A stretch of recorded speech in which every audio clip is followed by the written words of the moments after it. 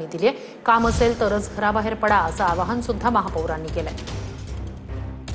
मुंबई आणि परिसरात संततधार पावसाची सुरू आहे। काही ठिकाणी सखल भागात पाणी साचलेलं होतं। नवी मुंबई असेल, ठाणा असेल, कल्याण असेल, हा सगळा पट्टा या ठिकाणी सध्या पाऊस सुरू आहे। अशातच मुंबईला पुढचे 3 तासाचा अलर्ट देण्यात आलेला आहे, अशी माहिती महापौरांनी दिली। आता 3 तासात खूप मोठा हेवी रेन आहे अशा पद्धतीने डिझास्टर मॅनेजमेंटकडनं कळवण्यात आलेलं आहे। रेड अलर्ट जारी केलं आहे। मुंबईकरांना मी नम्र आवाहन करेल की 1916 आपण ह्याच्यामध्ये जो डिझास्टरकडून नंबर संपूर्ण त्याचा प्रचार आणि प्रसार मुंबईकरांच्या प्रत्येकाच्या मेसेजवरती किंवा मुंबईकरांना वारंवार सांगितलं जातोय। हेवी रेन आहे, काम असेल तर बाहेर या, त्या काम नसेल तर एवढ्या मोठ्या पावसामध्ये आनंद घ्या, आपण जपून घ्या। त्यामुळे अशा पद्धतीचं मी नम्र आवाहन माझ्या मुंबईकरांना करेल की बी सेफ, बी केअरफुल। पावसामुळे तिन्ही मार्गांवरील वाहतूक उशिरानं होतेय।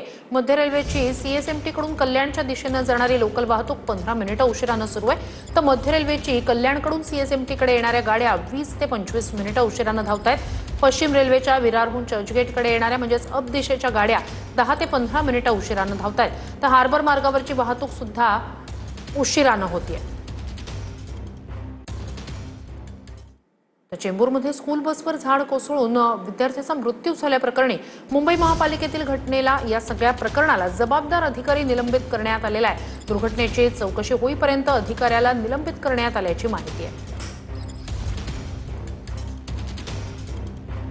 मी माझ्या दालनामध्ये आमच्या मुंबई महानगरपालिकेच्या आयुक्त भिडे मॅडम यांच्याबरोबर चर्चा केली। एक माळवदे कमिटी त्यावरती बसवलेली आहे। पुढील एक 8-10 दिवसामध्ये चेंबूरमध्ये जी अतिशय क्लेशदायक दुःखदायक जी घटना घडली त्याचं संपूर्ण रिपोर्टिंग ह्या 8 दिवसामध्ये माझ्यापर्यंत येईल। काही अधिकाऱ्यांना किंवा पदाधिकारी नाही, ह्याच्यामध्ये जे निलंबित म्हणजे ह्याच्यामध्ये जे दोषी आढळतील त्यांना पत्र देऊन सुद्धा त्या लोकांनी जर त्याच्यावरती अशा पद्धतीने कारवाई केली नसेल तर निश्चित त्यांच्यावरती